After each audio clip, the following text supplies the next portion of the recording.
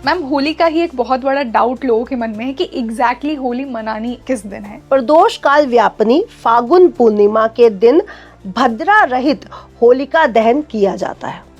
अब 2 तारीख है, उस दिन पूर्णमासी लग रही है 5:55 पर शाम के समय, और पूर्णमासी तिथि खत्म हो रही है 3 तारीख को शाम 5:05 पर। तो जब 5:05 पर पूर्णमासी समाप्त हो जाएगी तो इट मीन्स आपको प्रदोष काल नहीं मिल रहा। और प्रदोष काल में भी हम 3 पहर को देखते हैं, 3 तिथि 3 चरण को देखते हैं। 3 तारीख को 7 बजे के आसपास चंद्र ग्रहण समाप्त होगा। तो 5:05 पर हमारी पूर्णमासी समाप्त होगी और 7 बजे के लगभग चंद्र ग्रहण समाप्त होगा। और जब पूर्णमासी नहीं है तो होलिका दहन कैसा? और तभी आपने देखा है कि चौराहों पर इतनी सारी चीजें पड़ी होती हैं, तंत्र मंत्र हो रहा होता है। इसको दारुण रात्रि बोला जाता है, कहा जाता है कि पूरी रात बहुत शुभ है, आप जो साधना करोगे वो लग जाएगी। क्यों कहा जाता है? क्योंकि पोर्टल खुल चुके हैं। और पोर्टल तब खुलते हैं जब पॉजिटिव एनर्जी और नेगेटिव एनर्जी दोनों हाइट पे चली जाए।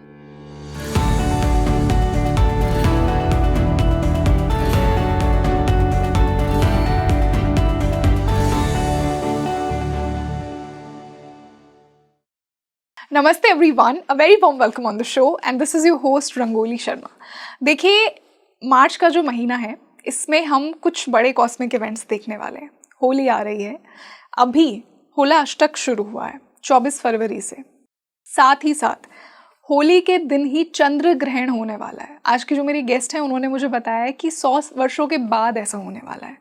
साथ ही साथ एक अंगारक योग भी बन रहा है, मार्स और राहु की युति हो रही है जो कि अप्रैल तक कंटिन्यू होगी। तो बहुत ही इंटेंस और हैवी एनर्जी हमें लग रही है।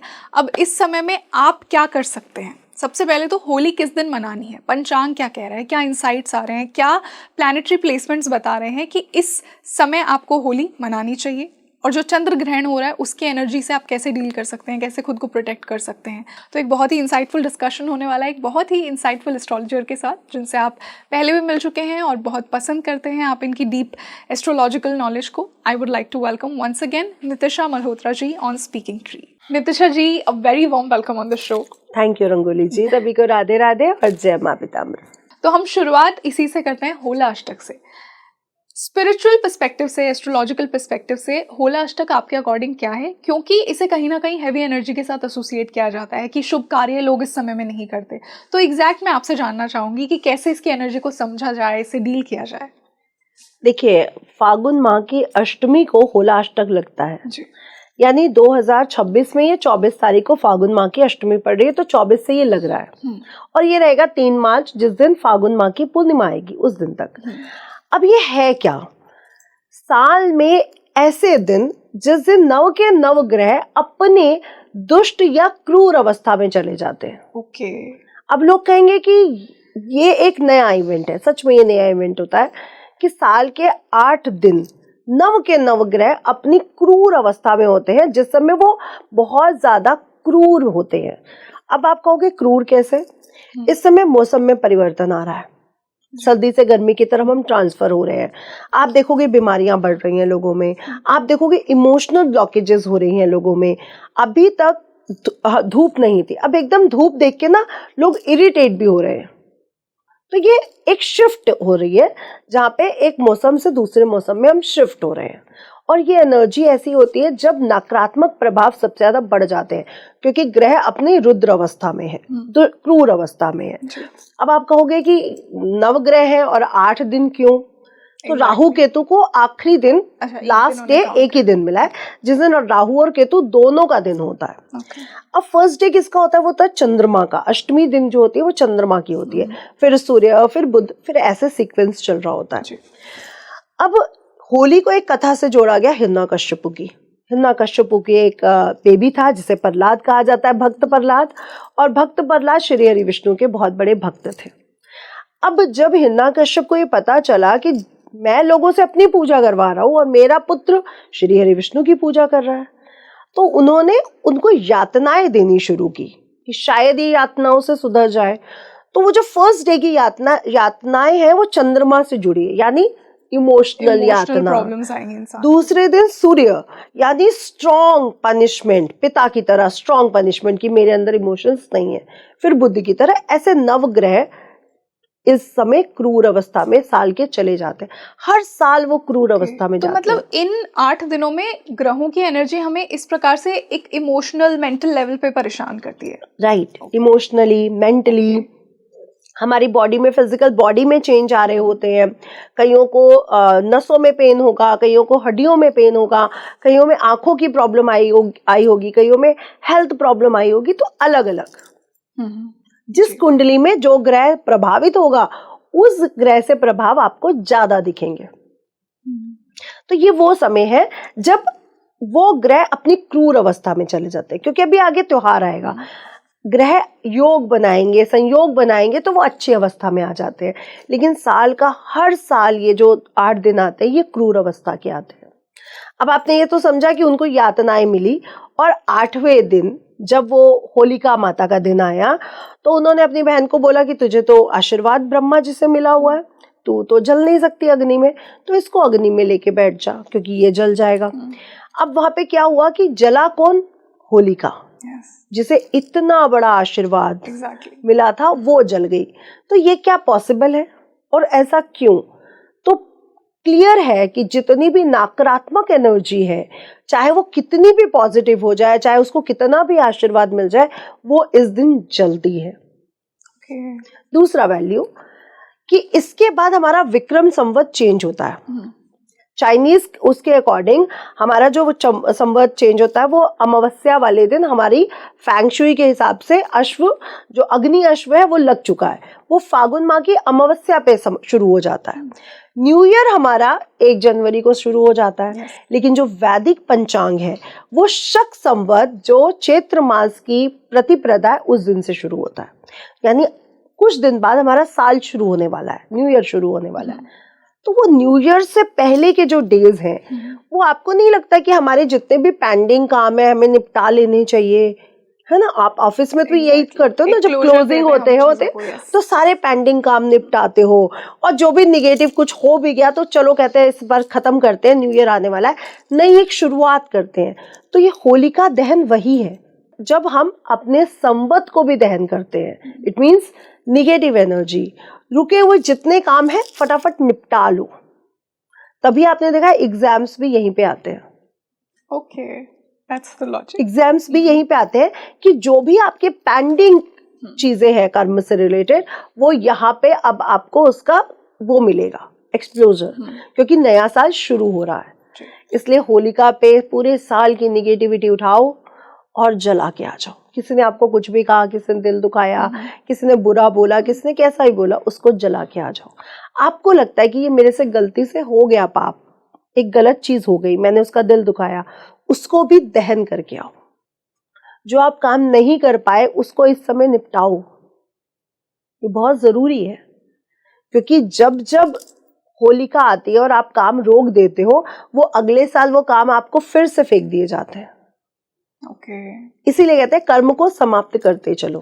मैम, क्या ये कलेक्टिव कर्मा को भी एंड करने का एक बहुत अच्छा अवसर है? क्योंकि इतनी नेगेटिव एनर्जी हम पिछले समय से लेकर आ रहे हैं, इतना क्योस हम दुनिया में देख रहे हैं, तो अगर कलेक्टिव लेवल पे बात की जाए तो कलेक्टिव नेगेटिव कर्मा को कैसे एंड किया जाए? देखिए, कलेक्टिविटी अगर हम देखें तो एक मनुष्य अपने कर्मा को कब खत्म करता है? एक जन्म में, है ना? वही चीज है, जब मेरी मृत्यु होगी तो मेरे कलेक्टिव कर्म खत्म होंगे। तो साल भी तो खत्म हो रहा है, तो आप अपने अगर कलेक्टिव कर्मास को बेनिफिशियली खत्म करना चाहते हो तो यही तो दिन है। क्योंकि इसी के बाद 15 दिन बाद आपका विक्रम शक संवत शुरू हो जाएगा। तो आप अपने पूरे साल की एनर्जीज लीजिए और यहाँ पे स्टॉप कीजिए। अगर आपको लग रहा है कि ये कर्म मेरा अटक गया, मैंने आपसे सॉरी नहीं बोला, मैंने आपका दिल दुखाया, तो बोल दो। और हमारा शास्त्र क्या कहता है? अहंकार में मत आओ, अगर जहां झुकना है वहां झुक जाओ। क्योंकि अगर राजा भी है, भगवान भी है, वो झुके हैं। अगर श्री हरि विष्णु के सीने पे महर्षि ने लात मारी ना, तो श्री हरि विष्णु ने खाई है, वो रोक तो पहले ही सकते थे, ऐसा नहीं कि वो रोक नहीं सकते थे। इट मीन्स कोई तो कर्म था ना, जी। हानि थी, कुछ तो आगे वो उस श्राप के जरिए कुछ तो ऐसा होना था जो आगे होना था। तो हर चीज एक दूसरे से जुड़ी हुई है। बिल्कुल। अगर आप खत्म नहीं कर पा रहे हो, इट मीन्स वो आगे बढ़ने वाली है, तो वो जुड़ी है किसी और कर्म से। और अगर वो आज खत्म हो जाती है, इट मीन्स आज उसका स्टॉप हो गया। ओके। और अगर वो कैरी फॉरवर्ड हो रही है, यानी कोई और भी है जो उससे जुड़ा हुआ है, तब वो मेरा कर्म जाके खत्म होगा। क्योंकि रंगोली जी, मैं पैदा हुई हूँ, तो ऐसा तो नहीं है कि मेरे 1 या 2 कर्म होंगे इसलिए मैं पैदा हुई हूँ, या 100 होंगे, और किसी का 1 भी हो सकता है। और हो सकता है वो एक कर्म खत्म करने के लिए मुझे 60 वर्ष की आयु लग जाए, और वो इंसान मुझे तब मिले क्योंकि वो शायद पैदा ही ना हुआ हो।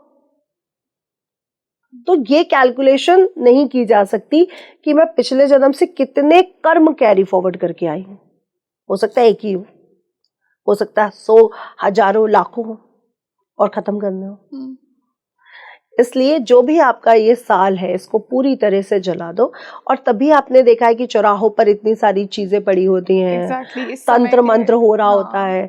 इसको दारुण रात्रि बोला जाता है, कहा जाता है कि पूरी रात बहुत शुभ है, आप जो साधना करोगे वो लग जाएगी। क्यों कहा जाता है? क्योंकि पोर्टल खुल चुके हैं। और पोर्टल तब खुलते हैं जब पॉजिटिव एनर्जी और नेगेटिव एनर्जी दोनों हाइट पे चली जाए। तो मैम, इस समय में खुद को प्रोटेक्टेड कैसे रखा जाए? क्योंकि आपने जैसा कहा कि तंत्र वगैरह बहुत एक्टिव रहता है इस समय में, स्पेशली बहुत हैवी एनर्जी यहाँ पर होती है, तो खुद को कैसे प्रोटेक्टेड रखा जाए? अब जैसे हमारे शास्त्र कहते हैं कि होलाष्टक पे सारे शुभ कार्य वर्जित हो जाते हैं। मुंडन संस्कार, सगाई नहीं होती, शादी नहीं होती, नया व्यापार शुरू नहीं होता। तो ऐसे 7 तरह की चीजें जो नहीं की जा सकती। अब किया क्या जा सकता है? इट मीन्स ये दिन बहुत बुरे हैं, आप कुछ भी मत करो, तो ये गलत है। मैं फिर बोलूंगी, जब भी ग्रहण आता है, जब भी कोई भी ग्रह अच्छी अवस्था में नहीं होता, तो हम क्या करते हैं? उस ग्रह को बल देने के लिए उसके मंत्रों का जाप करते हैं। तो ये जो 8 दिन है, बेसिकली क्या है? प्रहलाद भक्त ने क्या किया? श्री हरि विष्णु के मंत्रों का जाप किया और वो बचते चले गए। आप भी अगर अपने कर्म को रिलीज करना चाहते हो, तो ओम नमो भगवते वासुदेवाय चैंट करना ये 8 दिन शुरू कर दो। नवरात्रि आती है ना? कितना बढ़िया कॉन्सेप्ट है। देखिए, शिवरात्रि से पहले 9 दिन उनका अभिषेक होता है, होली से पहले 8 दिन होला अष्टक आ जाते हैं। तो हर चीज देखिए 9 डेज से जुड़ी हुई है, 9 अंक से जुड़ी हुई है। और 9 अंक है क्या? ट्रांसफॉर्मेशन। यानी जो 9th डे आएगा, पूर्णमासी, जिस दिन मैं रंग खेलूंगी, उस दिन एक नया रंग मेरे पे चढ़ेगा और पिछले रंगों को मैं जला चुकी होंगी। तो ये ट्रांसफॉर्मेशन का समय, और कितना अच्छा समय है कि हम इस समय अगर कुछ सीखते हैं, कोई भी चीज लर्न कर रहे हैं, कोई भी चीज नया, कोई पॉडकास्ट से कुछ सीख रहे हैं, तो पूजा कर रहे हैं, साधना कर रहे हैं, तो ये समय सीखने का। तो अब आपने देखा के लिए बहुत अच्छा एग्जाम आएंगे, तो बच्चे क्या कर रहे हैं? इस समय सीख रहे हैं। मैं कहूंगी यही वो समय है जिस समय आपको अच्छे से लर्न हो जाएगा। इस समय का पूरा फायदा उठाओ साधना और लर्न करने में। मैम, होली का ही एक बहुत बड़ा डाउट लोगों के मन में है कि एग्जैक्टली होली मनानी किस दिन है। तो मैं आपके थ्रू, आपके पास इतनी इंसाइट्स हैं, पंचांग है खुद आपके पास, तो आपके अकॉर्डिंग एग्जैक्ट समय कौन सा है होली मनाने का इस साल 2026 में?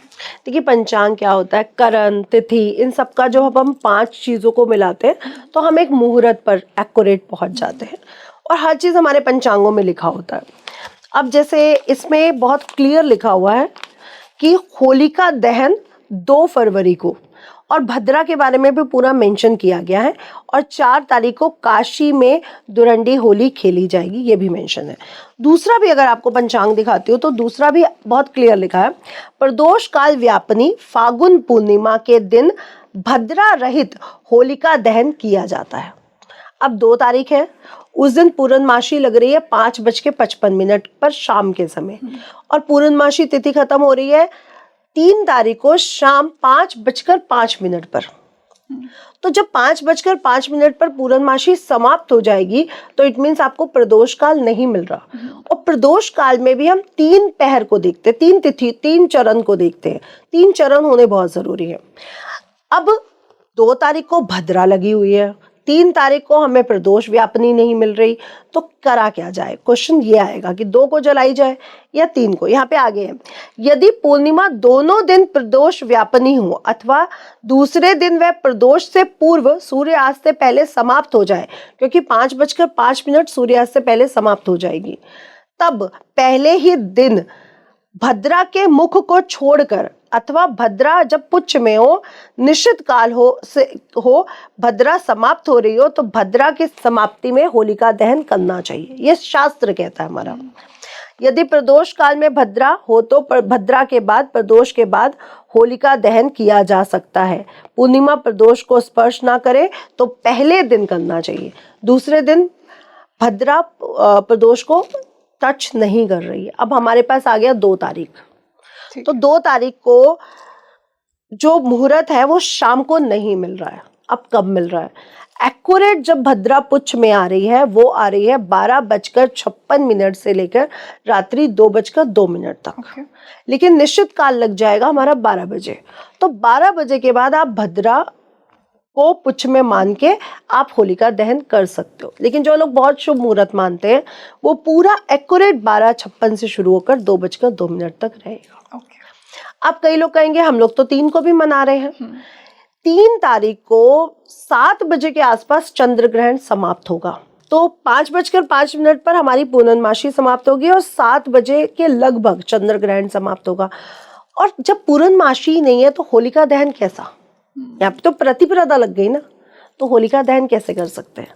इसीलिए बहुत क्लियर है कि इस साल 2 तारीख को होलिका दहन किया जाएगा। और ये काशी का पंचांग है। कुछ पंचांग 3 तारीख को भी मेंशन कर रहे हैं, लेकिन मैं काशी की स्टूडेंट हूँ तो मैं काशी को ही वो करूँगी। और एक्यूरेट पंचांग ही उठाइए। जो आजकल बहुत सारे सोशल मीडिया पर पंचांग चल रहे हैं उनको मत देखिए, आप एक्यूरेट पंचांग पे जाइए, चाहे हमारे उज्जैन का हो चाहे हमारी काशी का हो, एक्यूरेट पे जाइए। ये आपसे बोलना चाहूँगी। अब जब 2 तारीख को हमें जब डेट मिल गई है, अब होलिका जल गई है, खेली कब जाएगी? तो वो 4 को खेली जाएगी। सब पंचांगों में ये भी मेंशन है। तो ये क्लियर हो गया कि 2 को जलाई जा रही है और 4 को खेली जा रही है। अब जब हम होलिका दहन करने जाते हैं रंगोली जी, तो हमारे हाथ में गन्ना होता है, गेहूं की बाली होती है, पूजा करते हैं हम। तो हम ये सब क्यों उनको वो करते हैं? और आपने देखा होगा गोबर के उपले भी जलाए जाते हैं, उसकी मालाएं पहनाई जाती हैं। तो वो कहा जाता है कि वो होलिका का पूरा श्रृंगार हो रहा है। क्योंकि वो अनमैरिड चली गई तो उनकी जो मैरिज के साथ जितनी भी उनके साथ वो चीजें जानी थी, हम उपले के शेप में वो बनाकर उनको वो गिफ्ट करते हैं। क्योंकि जिसने प्रहलाद भक्त को अपनी गोद में बिठाया हो और एक तरह का एक वो सेट किया हो नैरेटिव की, नेगेटिविटी जलती है और पॉजिटिविटी हमेशा बच जाती है, तो उसको भी तो एक ग्रैटिट्यूड देना होगा।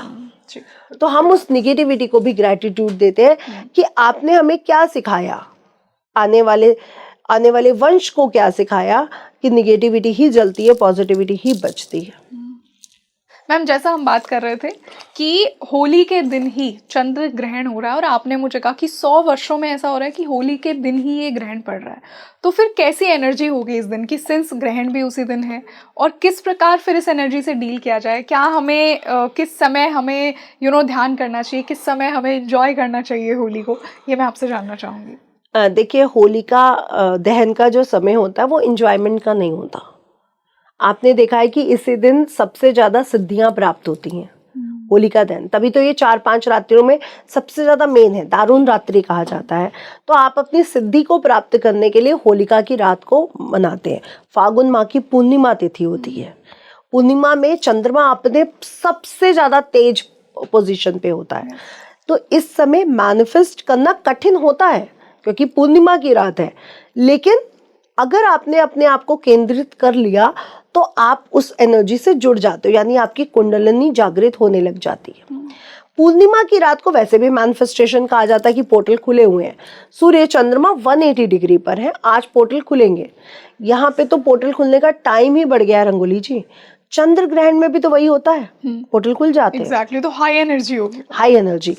और चंद्र ग्रहण भी क्या बताता है कि जब राहु केतु को श्री हरि विष्णु ने धड़ उनका, चंद्र ग्रहण पर भी आपको एक कथा सुना देती हूँ। स्वर भानु नाम का एक असुर था।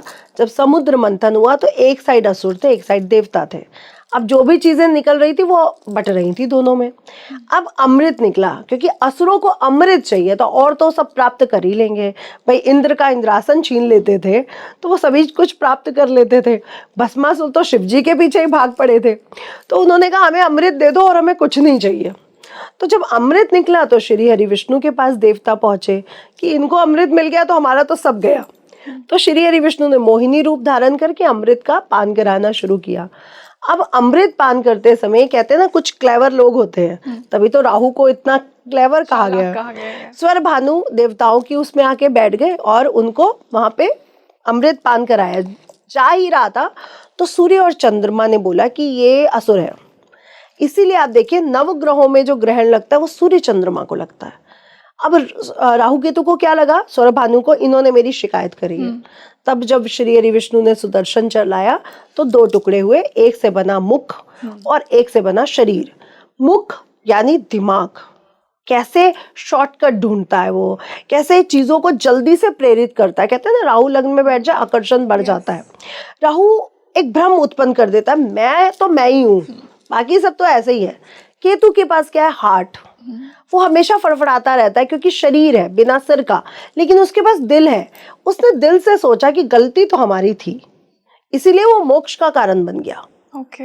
तो राहु केतु एक तरह से हमारी कुंडली पर क्यों इतना बड़ा इम्पैक्ट डालते हैं और उन्हें क्यों मोक्ष का कारक कहा गया है।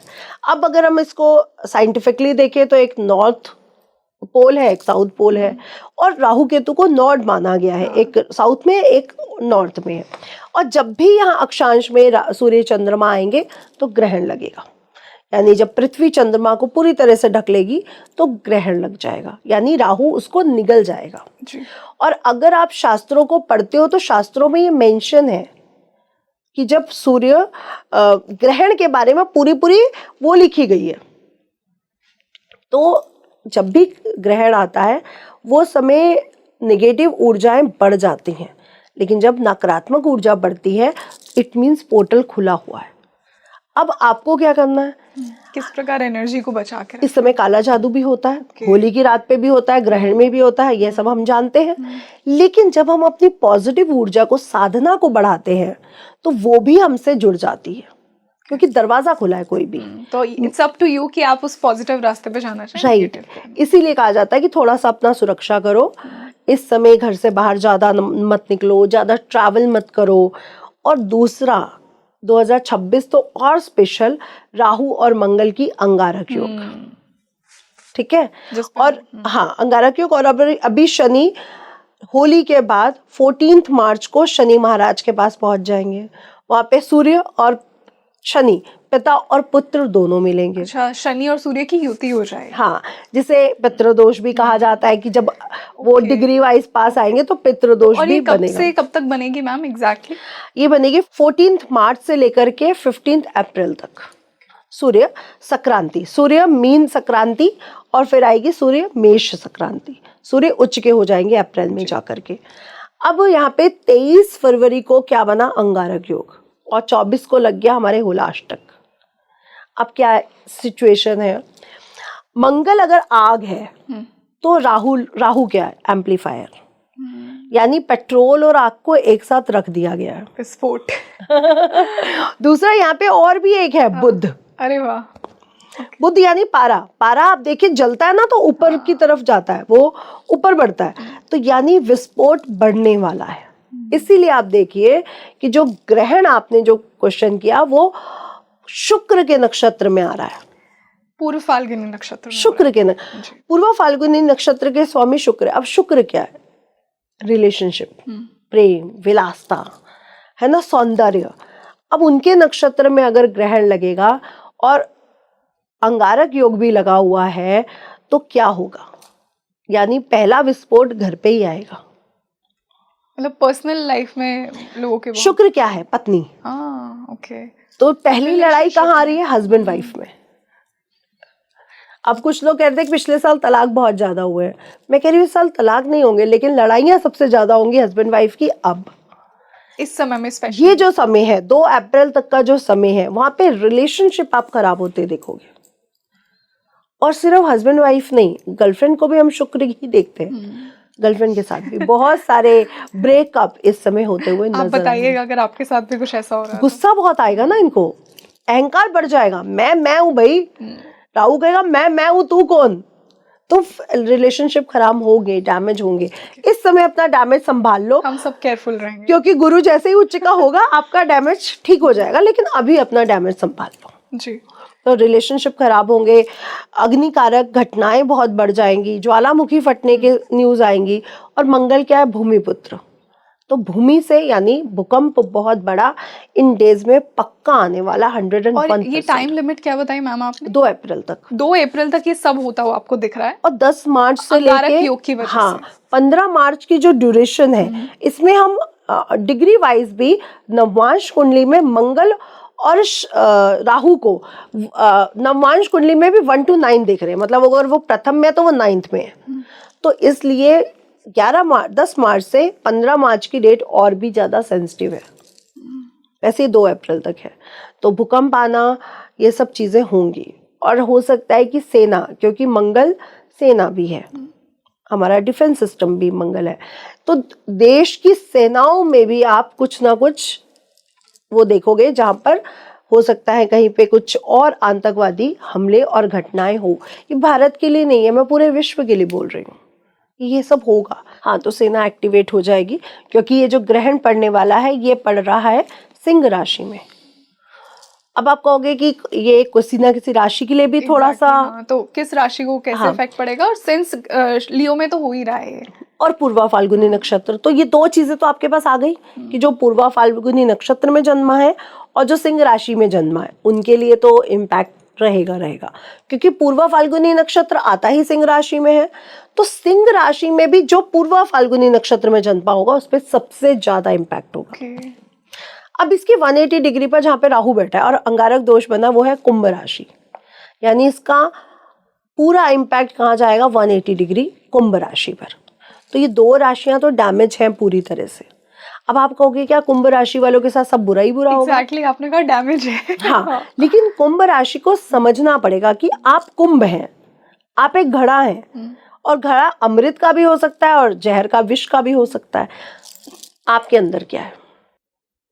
आप पॉजिटिविटी की तरफ जा रहे हो तो राहु आपका कुछ नहीं बिगाड़ सकता, क्योंकि जब ये स्वर भानु अलग हुए तो माँ सरस्वती जी ने बोला कि श्री हरि विष्णु, आप ना अमृत का वो कर रहे हो, जिसके अंदर अमृत की एक बूंद चली गई, आपने उसका सिर काट दिया, और अगर वो मृत्यु को प्राप्त हो गया, इसका मतलब क्या है कि यहाँ पे तो हमने अमृत को ही खत्म कर दिया, कि अमृत का व्यक्तित्व ही खत्म कर दिया, कि अमृत तो किसी को जिंदा रख ही नहीं सकता। तो माँ सरस्वती के कहने पर श्री हरि विष्णु रुके कि मैं अमृत के व्यक्तित्व को नहीं खत्म कर सकता, वो अमृत है। अगर वो खत्म हो जाते उस दिन तो अमृत का व्यक्तित्व ही खत्म हो जाता। तब से राहु केतु को बैलेंस करने के लिए किसकी पूजा की जाती है? माँ सरस्वती की। वो मानते ही उनसे हैं कि इन्होंने मुझे बचाया था। अगर ये प्रे कर रहे हो आप तो हम कुछ नहीं बिगाड़ने वाले आपका। या शिव जी से, क्योंकि असुरों के राजा, असुरों के जो देव हैं वो शिव जी हैं, लेकिन शिव जी उनको सिर्फ बैलेंस कर सकते हैं, रोक नहीं सकते। रोकने के लिए उनके लिए आदि शक्ति की कोई ना कोई एनर्जी जरूरी है। इसलिए जो लोगों को लगता है कि मेरा कुंभ राशि है, एक तो वो सही डिसीजन ले, नशे से दूर रहे, उग्रता से दूर रहे, क्रोध से दूर रहे, और माँ सरस्वती की चैंटिंग करते रहे। तीसरी एक राशि और इंक्लूड होगी जिसके स्वामी को ग्रहण लग रहा है, यानी चंद्रमा को। कर्क राशि। हाँ। तो कर्क राशि वालों को भी इमोशनल डिसबैलेंस होगा, और वो लोगों को फील हो रहा होगा। कर्क राशि अभी से ये फील कर रही है कि कुछ ना कुछ तो उथल पुथल चल रही है, क्योंकि एज अ 2 नंबर मैंने अपने नेचर में और अपने हेल्थ में चेंजेस ग्रहण से पहले देख लिए, और मैंने अपने हस्बैंड को कहा था ग्रहण निकल जाने दो, ये ग्रहण तक चलूंगी मैं ऐसे ही, फिर ठीक हो जाऊंगी, कोई हॉस्पिटल नहीं जाने वाली मैं, कुछ नहीं होने वाला, क्योंकि तबीयत बहुत ज्यादा खराब थी। तो लग रहा था कि निमोनिया तो नहीं हो गया तुझे? मैं कहा कुछ नहीं हुआ, ये सब ग्रहण का असर है, और ग्रहण अपना असर डालता है। अब अगर आप देखोगे तो लोगों के चेंजेस, लोगों के मूड में देख रहे हैं, स्विंग्स हो रहे हैं मूड। एक तो मौसम ट्रांजेक्ट हो रहा है, और इधर से ग्रहण आना, तो ये जो 100 साल के बाद जो आया है ये बहुत बड़ा ट्रांसफॉर्मेशन है, बहुत बड़ा। ये लोगों को बहुत बड़ा शिफ्ट देने वाला है। इस समय जितना पॉजिटिव रहोगे, जितना जाप करोगे, उतना शिफ्टिंग स्ट्रांग होगी, जितना निगेटिव सोचोगे उतनी शिफ्टिंग स्ट्रांग होगी। सीधा सा सीधा वो है, पोर्टल खुला है, आप उनसे क्या मांग रहे हो इस पे ध्यान दो। मेरे पास कुछ नहीं है, मैं गरीब हूँ, मैं परेशान हूँ, मेरे पास जॉब नहीं है, या फिर थैंक यू मेरे पास तो सब कुछ है। जी। बस ये आपको इस समय ध्यान देना है। इसीलिए साधु महात्मा ग्रहण की रात को सिद्ध कर, बहुत सारी पिक्चरें आपने देखी होंगी, आज अमावस्या की रात है, आज मैं नागिन बुला लूंगा और सिद्ध कर दूंगा, मूवीज में हम कितना भूतनी देखते को, हैं। प्रेत को ऐसे सिद्ध कर लूंगा। आज चंद्र ग्रहण की रात है, आज वो नक्षत्र है। बिल्कुल बेसिकली ये वही समय है जिस समय काली शक्तियां बहुत ज्यादा पावर में होंगी। और अगर आप काली शक्तियों से बचना चाहते हो तो अपने आत्मविश्वास को, अपनी विल पावर को, अपने मैनिफेस्टेशन को स्ट्रॉन्ग कर लो, अदरवाइज आप नेगेटिव हो जाओगे। क्योंकि ये सिर्फ एक रात नहीं है, ये पूरी एक रात और दूसरा पूरा दिन है। तो मैम एग्जैक्टली ये अफेक्ट कब तक करती है हमें, कब तक इसका इफेक्ट रहता है, जो इस समय में जो सिद्धियां लोग प्राप्त करते हैं या जो साधनाएं करते हैं? साधनाओं का इफेक्ट कभी नहीं जाता रंगोली जी, हमेशा मृत्यु तक, मृत्यु के बाद भी ये मेरे साथ जाएंगी। साधनाओं का इफेक्ट कभी नहीं जाता। लेकिन इस समय जो चंद्र ग्रहण का असर रहेगा वो 3 महीने शास्त्र हमारे मेंशन करते हैं, 3 महीने तक असर रहता है। मैं कह रही हूँ ना मानो आप 3 महीने, मार्च अप्रैल मई मान लो, 12 मई तक की डेट ले लो, क्योंकि जून में गुरु उच्च के हो जाएंगे। मैं 12 मई तक की डेट लेके चल रही हूँ, लोगों को बहुत ध्यान रखना पड़ेगा। अब कई लोगों से ये नहीं कहूँगी कि युद्ध ही हो जाएगा, लड़ाई झगड़े हो जाएंगे या आग लग जाएगी। फैक्ट्री में भी आग लग सकती है, घर पे भी आग लग सकती है। इसलिए इस समय पूरी तरह से अपनी निगेटिविटी को बिल्कुल रिमूव कर दो। मैं गारंटी कहती हूँ, आप पैसा मांग के देखो, इस समय पैसा आपके पास आएगा। तो मतलब मैम इस समय में जो भी हम प्राप्त करना चाहें, कोई भी डिजायर हो, मतलब मैनिफेस्टेशन इतना फास्ट हो जाता है इस समय में, जो होली के अराउंड जो समय मैनिफेस्टेशन हमेशा आप करते रहो, वो अपना असर दिखाता है। लेकिन होली की रात, चंद्र ग्रहण के समय, ये अमावस्या की रात, ये सबसे ज्यादा ऊर्जात्मक हो जाता है। तो ये बहुत ही पावरफुल दिन है, क्योंकि आपका नेचर में चेंज आ रहा होता है ना। जी। अगर मैंने अपने नेचर को बैलेंस कर लिया, मैं ऊर्जात्मक रही, तो वो पॉजिटिव बढ़ जाएगा उसका असर, और निगेटिव हो गई तो उसका असर बढ़ जाएगा। तो काली शक्तियों से बचने के लिए लोग बहुत कुछ करते हैं, चोटी बांध के रहते हैं, काला तिलक लगाते हैं, कुछ ना कुछ बांध लेते हैं।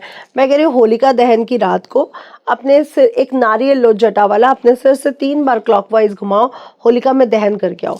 आपकी बीमारी हो तो भी दहन कर दो, आपको कोई भी संकट हो, कोई भी लोन है, किसी के साथ रिलेशनशिप खराब हो रहे हैं, दहन करो। सपोज दैट मेरा रिलेशनशिप टॉक्सिक था, मैं अपने मैरिड लाइफ को यहाँ पे दहन करने गई, एग्जाम्पल दे रही हूँ, आप दहन कर दो, मैं इस रिलेशनशिप में नहीं रहना चाहती, ये टॉक्सिक है। मतलब कार्मिक टाइज आप कट कर सकते हैं इस दिन। बिल्कुल, कोई भी कैसा भी कर्म हो जो आपको बांध रहा हो। और चंद्रमा लिक्विड मनी भी है रंगोली जी, हम ये नहीं भूल सकते। अगर चंद्र को ग्रहण लग रहा है, इसका मतलब लोगों को पैसे का लॉस होगा, ये होगा। जल में सुनामी आएगी, पक्की बात आएगी। जल से संबंधित बीमारियां फैलेंगी, ये पक्का होगा, क्योंकि जल है वो। और जल हमारी बॉडी में भी, यानी हमारे मूड स्विंग्स, मूड शिफ्ट होंगे, इसी को ही केंद्रित करना है। और अगर आप चंद्र ग्रहण के समय जो भी मंत्र जाप करोगे वो सिद्ध हो जाता है। चंद्र ग्रहण के समय जो भी मंत्र जाप किया वो सिद्ध होगा। अब आप कह रहे हो कि मैं तो रिच हूँ, मैं तो अमीर हूँ, मैं तो अमीर हूँ, मेरे पास तो पैसा आ रहा है, अच्छा। मैं कुछ भी काम करती हूँ, मेरे पास पैसा अट्रैक्ट होके आता है। ये एक मैनिफेस्टिंग टेक्निक है, नॉर्मल वर्ड्स है। लेकिन आप अपने सबकॉन्शियस माइंड का एक रिमोट कंट्रोल ऑन कर रहे हो कि मैं तो धनवान हूँ, तो वो एनर्जी आपको गरीब कैसे कर सकती है। तो मतलब जो भी आप एफर्मेशंस करेंगे इस दिन, वो आपकी लाइफ में होंगे, क्योंकि इतना एक्टिव और एनर्जेटिक समय है। और अफर्मेशन करने के लिए हम लोग पहले मंत्र क्यों कहते हैं? क्योंकि अफर्मेशन में भी आप अगर गरीब हो तो आपका मन मानने को तैयार नहीं है। आप कैसे खुद को बोलेंगे, अरे मैं 5 लाख रुपए कमाती हूँ, मैं 50 लाख पे कैसे आ सकती हूँ? मन नहीं मानेगा। लेकिन ये आपका मन है, सृष्टि का मन नहीं है। सृष्टि के लिए चाहे 5 लाख हो, चाहे 50 लाख हो, चाहे 50 शंख हो, चाहे 50 नील हो, उसके लिए तो पैसा ही पैसा, उसके पास कोई कमी नहीं है। वो आपको 5 से 50 तक पहुंचा सकता है। क्या अंबानीज ने कुछ अलग चक्की का आटा खाया है?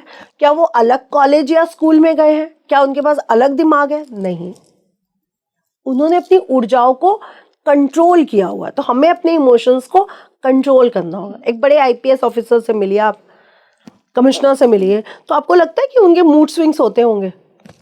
उनके इमोशंस कंट्रोल रहते हैं। Exactly, but they know how to control, और जितना ज्यादा ऊंचे पद पर होगा, जितना ज्यादा पैसे वाला होगा, उसके इमोशंस बहुत कंट्रोल होंगे। अब शाहरुख खान जी हैं, 2 नंबर है, कितने इमोशनली कंट्रोल रहते हैं। उनके बेटे पर बात आ गई तो भी क्या उन्होंने ऐसा कुछ किया कि आपको अनकंट्रोल चीजें लगी हो? कुछ ऐसा मीडिया ने हमें दिखाया नहीं। तो बेसिकली चंद्र ग्रहण पूरी तरह से अपने आप को समेटने का समय है। ये बाहर जो बिखराव हो रहा है ना, उसको मत देखो, अंदर जो बिखराव हो रहा है उसको देखो और समेट लो। और मैं तो हमेशा एक ही शादी के पक्ष में रही हूँ, है ना, रिलेशनशिप को निभाने के पक्ष में रही हूँ कि ठीक है, कोई बुरा हो भी सकता है, लेकिन उसको कई बार चांस तो दो। एक बार में चीजों को खत्म नहीं करना चाहिए, क्योंकि शिव और पार्वती ने भी कई जन्मों के बाद मिलन हुआ था, कितनी बार तो उनको भी अलग होना पड़ा। तो मैं यही कहूंगी कि अपने ऊपर ध्यान दो, चीजें सही हो जाएंगी। चीजें सही करने पे आओ कि ये चीज मेरे साथ नहीं होनी चाहिए। ऋषि मार्तंडे, मेरी मृत्यु आएगी तो मैं शिव जी के उसमें चला जाऊंगा, और जब उनकी मृत्यु आई तो शिव जी ने यम देवता को वो कर दिया, पनिश कर दिया। तो इतनी स्ट्रॉन्ग मैनिफेस्टेशन, इतना स्ट्रॉन्ग अपने आप को कर लो कि वो चीज आपको तंग ही ना कर पाए। अगर मैं चाहूं कि ये मेरी कुंडली में लिखा है, मैं नहीं लूंगी डिवोर्स। आपकी कुंडली में बहु संतान योग है, एग्जाम्पल, आप तो 2 या 1 ही कर रहे हो। अगर वो चीज कट सकती है तो क्या आपका डिवोर्स नहीं कट सकता? बिल्कुल सही बात है, अगर आपका संकल्प इतना स्ट्रॉन्ग। मैं नहीं कर रही बेबी, तो अगर संकल्प से मैं बेबी नहीं कर रही हूँ, जो कि आपकी कुंडली में लिखा हुआ है, तो फिर डिवोर्स भी तो इसका मतलब क्या है कि कहीं ना कहीं हमारी ऊर्जाएं संतुलित नहीं। हमारी माओ की ऊर्जाएं संतुलित थी, भले ही लोग कहते थे कि खूंटे से बांध दिया, लेकिन उनकी ऊर्जाएं बैलेंस थी। रंगोली जी, हम लोगों की नहीं है। तो ये दिन है एक ऐसे ट्रांसफॉर्मेशन का जिस दिन आप अंदर से अपने आप को ट्रांसफर कर रहे होगे, अंदर से क्लीन कर रहे हो, अंदर से आप अपने आप को एक ध्यान केंद्रित कर दो, मुझे यही करना है, यही पाना है, इसके बाद मैं अपना नेक्स्ट स्टेप पे जाऊंगी। मोदी जी, आपको पता था मोदी जी का बर्थ चार्ट लेके जाइए किसी के पास, कहिए मेरा बर्थ चार्ट है, मेरे पापा का है, क्या ये प्रधानमंत्री बनेंगे? तो फिर इट मीन्स उन्होंने एक संकल्प लिया था कि मैं यहां तक पहुंचूंगा, साम दाम दंड भेद, मैं ये चाहता हूं। रंगोली जी, आप भी प्रधानमंत्री बन सकते हो, भले ही आपकी कुंडली में योग ना हो। राजयोग तो होंगे, हर कुंडली में होते हैं, है ना। उनका नीच भंग राजयोग बहुत स्ट्रांग है, जो उनको प्रधानमंत्री ले गया। नीच भंग राजयोग तो बहुत कुंडलियों में होता है, अमिताभ बच्चन जी की कुंडली में था, और वो एक सदी के नायक है। ऐसे बहुत सी कुंडलियों में होंगे, लेकिन उनमें संकल्प शक्ति थी। रिजेक्शन के बाद भी वो लगे रहे। हम लोग हट जाते हैं, हमें संकल्प शक्ति नहीं है। एक लड़के ने मुझे रिजेक्ट कर दिया तो मैं टूट गई। एक लड़की ने मुझे छोड़ दिया तो मैं करने का सोच रहा हूँ। ये क्या है? तो आपको सिर्फ अपने आप को विश्वास नहीं, अंदर से बदलने की जरूरत है। जो चंद्र ग्रहण पर, होली की रात को, जन्माष्टमी की रात को, दिवाली की रात को, शिवरात्रि की रात को आप कर सकते हो। मैम, क्या कोई ऐसी और भी राशियां हैं जिनको थोड़ा और सतर्क रहना चाहिए? क्योंकि आपने कहा कि थोड़ा नेगेटिव इन्फ्लुएंस ज्यादा हो सकता है, क्योंकि जिसके अष्टम में, छठे में ये राशियां जिनमें ग्रहण लग रहा होगा, उनको भी असर डालेगा। तो पहली तो हमने सिंह राशि देख ली, दूसरी कुंभ है, तीसरी कर्क है क्योंकि उसके स्वामी को ग्रहण लग रहा है, चौथी है कन्या राशि। कन्या राशि को भी इसका पूरा इम्पैक्ट देखने को मिलेगा। हेल्थ में जरूर प्रॉब्लम आती हुई नजर आ रही है इनके, कि ये जो ग्रहण है ये इनकी हेल्थ में असर डाले।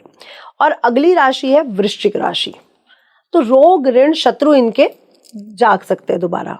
तो हो सकता है कि कोई पुराना रोग फिर से दिखाई देना लग जाए, या कोई पुराना ऋण जो भूल गए हो ये, या वो लेना भूल गया, वो फिर से आके फोन कर दे। तो कुछ ऐसा होने के चांसेस बन रहे हैं। और शत्रु, हो सकता है कोई पिछला कोई एनिमी हो जो बहुत समय से एक्टिव ना हो, वो दोबारा एक्टिवेट हो जाए। तो ये समय नकारात्मक ऊर्जाएं स्ट्रांग होती हैं, इसलिए मैं यही कहूंगी कि ये 5 राशियों को बचना चाहिए। क्योंकि इनके ऊपर इसका इम्पैक्ट ज्यादा पड़ेगा। Okay, compare to others. बिल्कुल।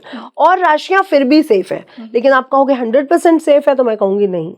हाँ, 100% तो वो भी सेफ नहीं है, क्योंकि सारे ग्रहों का ही इन्फ्लुएंस ऐसा हो रहा है। इस समय जितना पॉजिटिव रहो, जितना मंत्र जाप करो, ओम नमः शिवाय चैंट करो, उतना आपके लिए अच्छा है। ओम नमः शिवाय आपको अंदर समेटेगा, जब वो आपको समेट देगा अंदर, तो आप जब मैनिफेस्ट करोगे तो वो आपकी पूरी होगी। और मैं सबसे कह रही हूँ, मैं लिख के देती हूँ, आप 2 साल पॉजिटिविटी के साथ मैनिफेस्ट कर लो, 2 साल बाद आपने जो मांगा होगा वो आपके पास होगा। अगर लगातार निरंतर आप मतलब आपको लक्ष्य होना चाहिए, मुझे ये चाहिए ही चाहिए, इसके बाद ऑप्शन खत्म कर दो अपने पास। हम लोग अपने पास ऑप्शन रखते हैं ना, ऑप्शन ये जॉब नहीं लगी तो ऑप्शन बी। जब तक आप अपने पास ऑप्शन रखोगे, शाहरुख खान ने अपने पास ऑप्शन नहीं रखा था, उसको बड़ा अभिनेता बनना था, तभी वो आज किंग खान है। अमिताभ बच्चन ने अपने पास ऑप्शन नहीं रखा था, उनकी डेथ होते होते बची थी जब कुली पिक्चर का वो सीन हुआ था, है ना, क्योंकि उनके भी लग्न चार्ट में मुख्य ग्रह बहुत कमजोर हो रहा है, मरते मरते कई बार बचे हैं, लेकिन आज सदी के नायक हैं वो। उन्होंने अपने आप को शिफ्ट किया है, चेंज किया है, रिजेक्शन के बावजूद।